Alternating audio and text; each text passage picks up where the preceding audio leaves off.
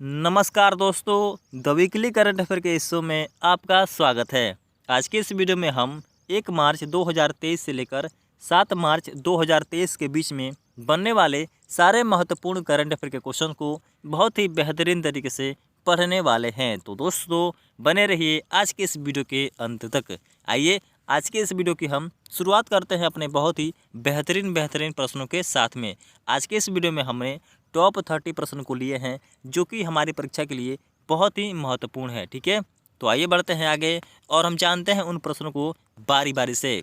तो इसमें आज का हमारा पहला प्रश्न है, हाल ही में किसे पीबीआई बोले तो प्रेस इन्फॉर्मेशन ब्यूरो का महानिर्देशक नामित किया गया है। ठीक है, इसमें हमारे 4 ऑप्शन कुछ इस प्रकार से है, जैसे कि सत्येंद्र प्रकाश, राजेश मल्होत्रा, अजय कुमार और मोहित राज। तो मेरे भाई इसमें इसका बिल्कुल राइट आंसर हो जाएगा option number B, Rajesh Malhotra को अभी नियुक्त किया गया है। ठीक है, और ये रहा इनकी इमेज, आप यहाँ स्क्रीन पर देख सकते हैं। दोस्तों अगर आपको इस क्लास की पीडीएफ चाहिए तो मैंने इस वीडियो के डिस्क्रिप्शन में एक टेलीग्राम ग्रुप का लिंक दे दिया हूँ, आप उसे ज्वाइन कर सकते हैं। आपको इस क्लास की पीडीएफ वहीं पर मिल जाएगी। ठीक है, आइए बढ़ते हैं आगे और हम जानते हैं अपने आज के अगले प्रश्न के बारे में। उससे पहले हम जानते हैं इसके थोड़े से डिटेल के बारे में। तो इसमें इसका डिटेल कुछ इस प्रकार से है कि प्रिया कुमार को दूरदर्शन समाचार बोले तो डीडी न्यूज़ का महानिर्देशक नामित किया गया है और यह मयंक अग्रवाल का स्थान लेंगे। ठीक है, तो आप इसे भी याद रखिएगा। ठीक है मेरे भाई, आइए बढ़ते हैं आगे और हम जानते हैं अपने आज के दूसरे प्रश्न के बारे में। तो इसमें आज का हमारा अगला प्रश्न है, हाल ही में किस मंत्रालय ने एक डिजिटल प्लेटफॉर्म शिकायत अपीलीय समिति जीएससी लॉन्च किया है। ठीक है, जिसमें हमारे 4 ऑप्शन कुछ इस प्रकार से है और इसमें इसका बिल्कुल राइट आंसर हो जाएगा ऑप्शन नंबर बी, इलेक्ट्रॉनिक्स और सूचना प्रौद्योगिकी मंत्रालय ने इसे अभी लॉन्च किया है। ठीक है, ऑप्शन नंबर बी इसका बिल्कुल राइट आंसर हो जाएगा। और दोस्तों इसके अभी वर्तमान समय में मंत्री है राजीव चंद्रशेखर जी और ये रहा इनकी इमेज, आप यहाँ स्क्रीन पर देख सकते हैं। आइए बढ़ते हैं आगे और हम जानते हैं अपने आज के अगले प्रश्न के बारे में। तो इसमें आज का हमारा अगला प्रश्न है, हाल ही में किस केंद्रीय मंत्री ने विदेशों में भारतीय प्रवासियों के लिए वैभव फेलोशिप योजना की शुरुआत की है। ठीक है, इसमें हमारे 4 ऑप्शन कुछ इस प्रकार से है और इसमें इसका बिल्कुल राइट आंसर हो जाएगा option number A, doctor Jitendra Singh ने इस योजना की शुरुआत की है वैभव फेलोशिप। ठीक है, और ये रहा इनकी इमेज। और दोस्तों ये अभी वर्तमान समय में केंद्रीय विज्ञान व प्रौद्योगिकी मंत्री है, तो आप इसे भी याद रखिएगा। आइए बढ़ते हैं आगे और हम जानते हैं अपने आज के अगले प्रश्न के बारे में। तो इसमें आज का हमारा अगला प्रश्न है, हाल ही में राष्ट्रीय निगरानी कार्यक्रम के दूसरे चरण का शुभारंभ किसने किया है। ठीक है, इसमें हमारे 4 ऑप्शन कुछ इस प्रकार से है और इसका बिल्कुल राइट आंसर हो जाएगा ऑप्शन नंबर बी, पुरुषोत्तम रूपाले ने इस योजना का शुभारंभ किया है। ठीक है, ऑप्शन नंबर बी इसका बिल्कुल राइट आंसर हो जाएगा। और दोस्तों पुरुषोत्तम रूपाले जी अभी वर्तमान समय में केंद्रीय मत्स्य पालन और पशुपालन मंत्री है। ठीक है, और इस योजना की शुरुआत का कारण क्या है, तो इसका कारण है जलीय जंतु रोगों एवं आनुवंशिकी सुधार कार्यक्रम के लिए इस योजना की शुरुआत की गई है, यानी इस योजना का शुभारंभ किया गया है। ठीक है मेरे भाई, तो आप इन सारे पॉइंटों को याद रखिएगा। आइए बढ़ते हैं आगे और हम जानते हैं अपने आज के अगले प्रश्न के बारे में। तो इसमें आज का हमारा अगला प्रश्न है, हाल ही में विश्व नागरिक सुरक्षा दिवस कब मनाया गया है। ठीक है, इन 4 ऑप्शन में से इसका बिल्कुल राइट आंसर हो जाएगा ऑप्शन नंबर सी, यह अभी 1 मार्च को मनाया गया है। ठीक है, इसका और इस पर हम जानते हैं कि इसका थीम क्या था मेरे भाई। तो इस बार इसका थीम था भविष्य की पीढ़ियों की सुरक्षा और सुरक्षा के लिए अग्रणी विशेषज्ञों को एकजुट करना, इस बार इसका थीम था। ठीक है, और साथ ही साथ हम 1 मार्च को ही शून्य भेदभाव दिवस बोले तो जीरो डिस्क्रिमिनेशन डे मनाते हैं। ठीक है, तो आप इसे भी याद रखिएगा। तो इसमें आज का हमारा अगला प्रश्न है, हाल ही में 2 दिवसीय पूसा कृषि विज्ञान मेला IARI द्वारा कहाँ आयोजित किया गया है। ठीक है, इसमें हमारे 4 ऑप्शन कुछ इस प्रकार से है, जैसे कि लखनऊ, नई दिल्ली, मुंबई और कोलकाता।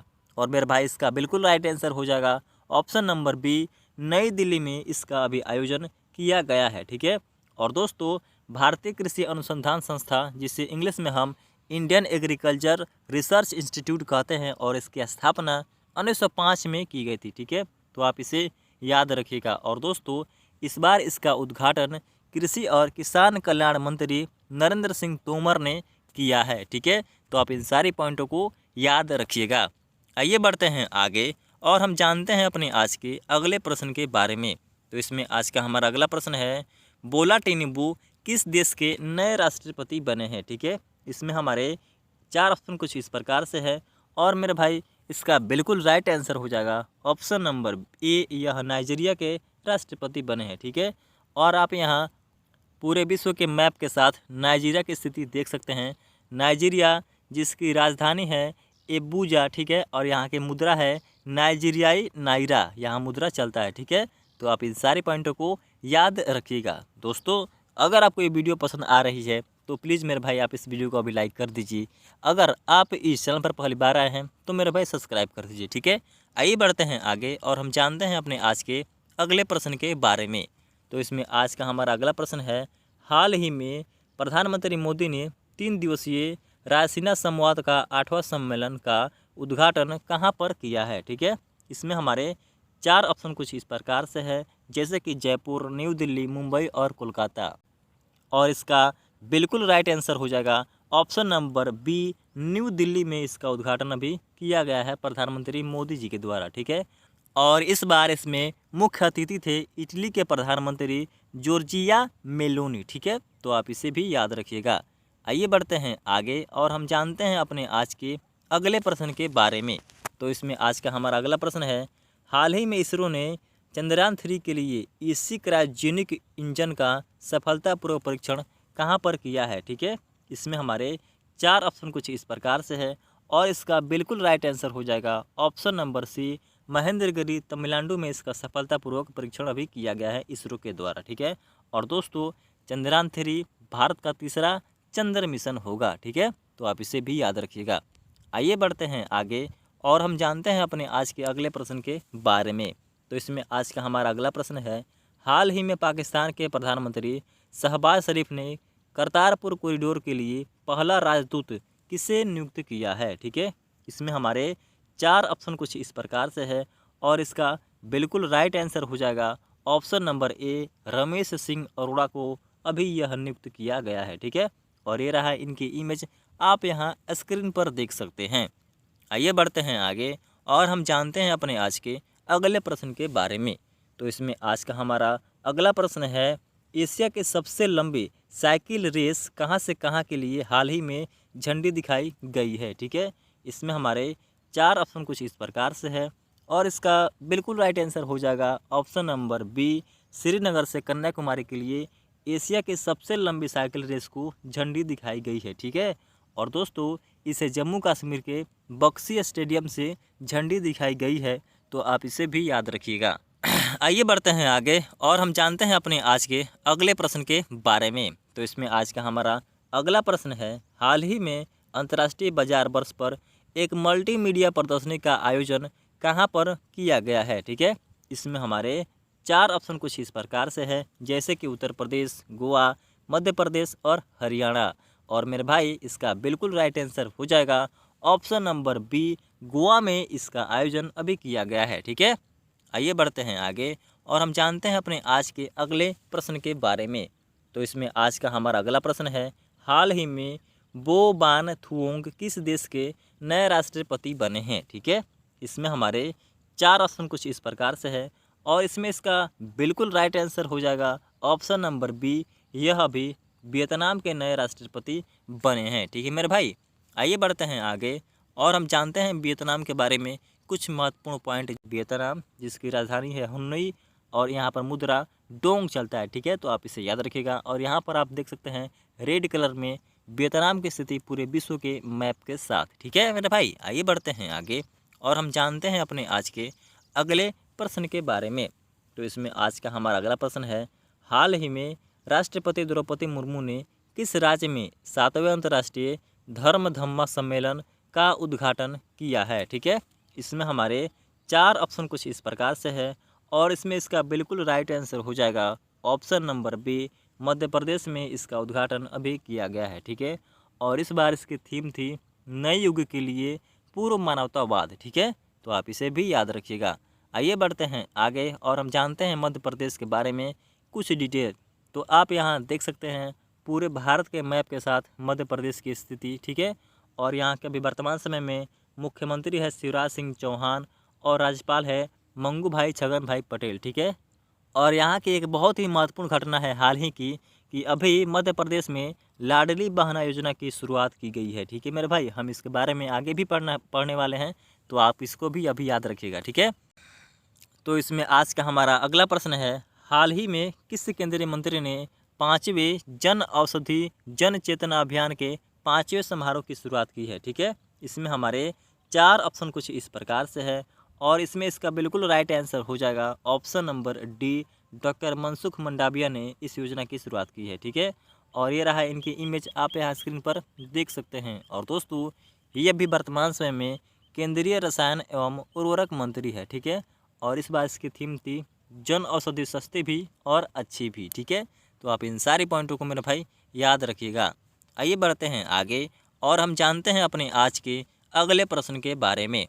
तो इसमें आज का हमारा अगला प्रश्न है, हाल ही में किसे केंद्रीय बिजली नियामक आयोग के नए अध्यक्ष के रूप में नामित किया गया है। ठीक है, इसमें हमारे 4 ऑप्शन कुछ इस प्रकार से है और इसमें इसका बिल्कुल राइट आंसर हो जाएगा ऑप्शन नंबर बी। जिशन बरुआ को अभी नामित किया गया है। ठीक है, ऑप्शन नंबर बी इसका बिल्कुल राइट आंसर हो जाएगा। और दोस्तों अभी वर्तमान समय में केंद्रीय विद्युत मंत्री है RK सिंह जी। ठीक है, और केंद्रीय विद्युत आयोग की स्थापना 1998 में किया गया था। ठीक है, तो आप इसे भी याद रखिएगा। आइए बढ़ते हैं आगे और हम जानते हैं अपने आज के अगले प्रश्न के बारे में। तो इसमें आज का हमारा अगला प्रश्न है, हाल ही में प्रतिस्पर्धा कानून के अर्थशास्त्र पर राष्ट्रीय सम्मेलन का 8वां संस्करण कहाँ पर आयोजित किया गया है। ठीक है, इसमें हमारे 4 ऑप्शन कुछ इस प्रकार से है, जैसे कि मुंबई, नई दिल्ली, कोलकाता और लखनऊ। और इसमें इसका बिल्कुल राइट आंसर हो जाएगा ऑप्शन नंबर बी, नई दिल्ली में अभी इसका उद्घाटन किया गया है। ठीक है, ऑप्शन नंबर बी इसका बिल्कुल राइट आंसर हो जाएगा। ठीक है, आइए बढ़ते हैं आगे और हम जानते हैं अपने आज के अगले प्रश्न के बारे में।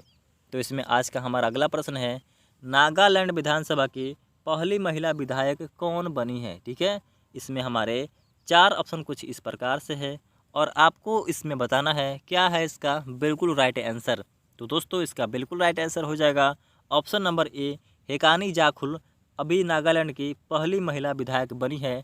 और ये रहा इनकी इमेज, आप यहाँ स्क्रीन पर देख सकते हैं। और दोस्तों विधानसभा की कुल सीटें वहाँ पर 13 है और यह लोक जनशक्ति पार्टी दीमापुर से विधायक बनी है। तो आप इसे भी याद रखिएगा, ये बहुत ही महत्वपूर्ण पॉइंट है कि यह कहाँ से विधायक बनी है। ठीक है, कई बार ऐसे प्रश्न हमारी परीक्षा में पूछे जाते हैं। ठीक है, आइए बढ़ते हैं आगे और हम जानते हैं अपने आज के अगले प्रश्न के बारे में।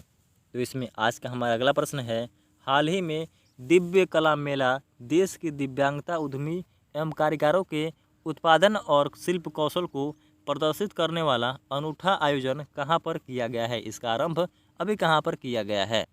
तो दोस्तों इसका बिल्कुल राइट आंसर हो जाएगा ऑप्शन नंबर सी, नई दिल्ली में अभी इसका आयोजन किया गया है। आइए बढ़ते हैं आगे और हम जानते हैं अपने आज के अगले प्रश्न के बारे में। तो इसमें आज का हमारा अगला प्रश्न है, हाल ही में विश्व वन्य जीव दिवस कब मनाया गया है। ठीक है, जिसमें हमारे 4 ऑप्शन कुछ इस प्रकार से है और इसमें इसका बिल्कुल राइट आंसर हो जाएगा ऑप्शन नंबर सी, अभी यह 3 मार्च को मनाया गया है। ठीक है, और इस बार इसकी थीम थी वन्य जीव संरक्षण के लिए साझेदारी। ठीक है, तो आप इसे भी याद रखिएगा। आइए बढ़ते हैं आगे और हम जानते हैं अपने आज के अगले प्रश्न के बारे में।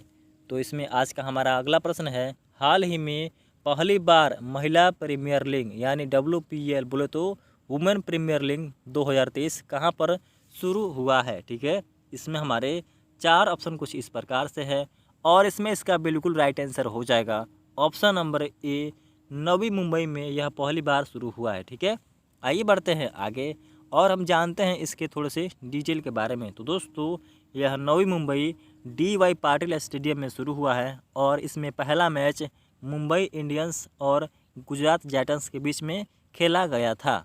ठीक है मेरे भाई, आइए बढ़ते हैं आगे और हम जानते हैं अपने आज के अगले प्रश्न के बारे में।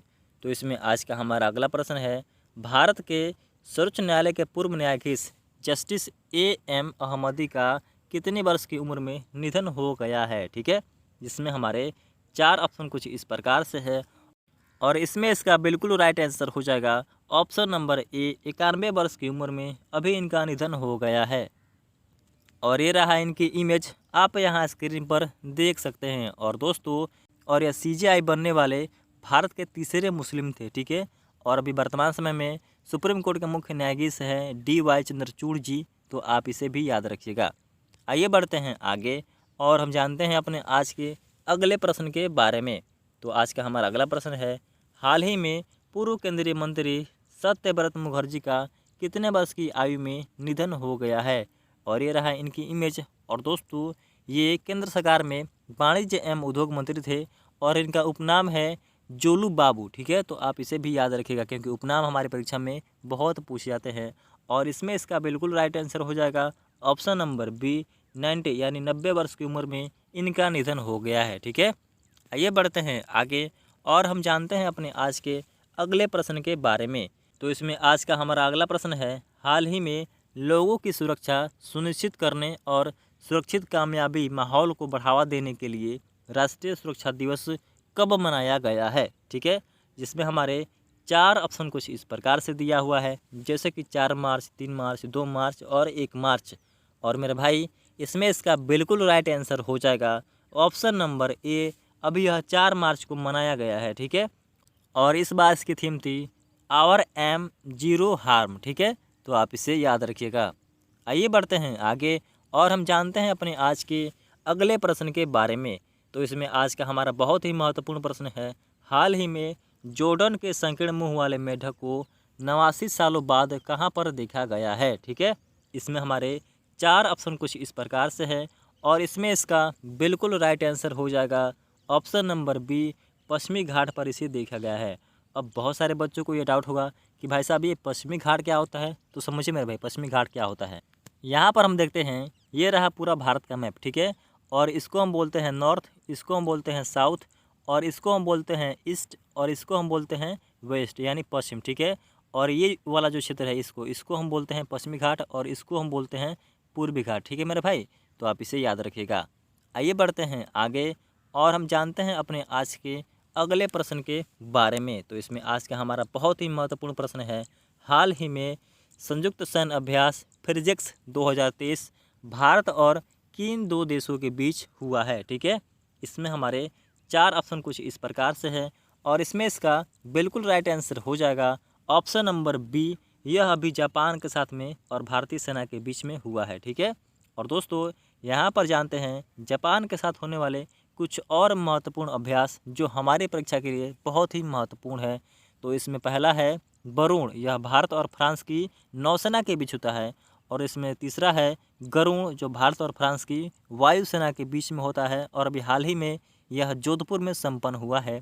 तो आप इसे भी याद रखिएगा। आइए बढ़ते हैं आगे और हम जानते हैं अपने आज के अगले प्रश्न के बारे में।